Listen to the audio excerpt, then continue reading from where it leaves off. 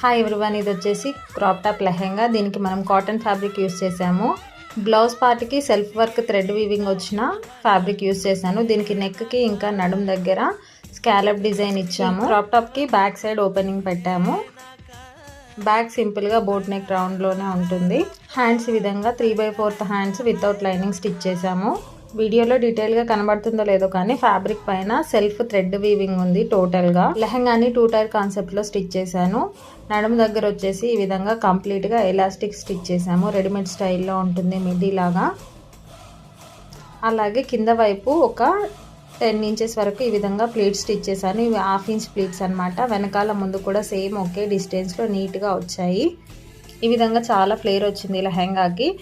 Only skirt పార్ట్కి మాత్రమే మనకి 6 మీటర్స్ ఫ్యాబ్రిక్ యూస్ చేసాము. బ్లౌజ్కి ఇంకొక 1 మీటర్ ఎక్స్ట్రాగా యూస్ చేసాము. ఈ మోడల్ మీకు నచ్చినట్టయితే ఖచ్చితంగా వీడియోని లైక్ చేసి మీరు కూడా ట్రై చేయండి. ఇలాంటి మరెన్నో కొత్త మోడల్స్ కోసం ఛానల్ని సబ్స్క్రైబ్ చేసుకోండి.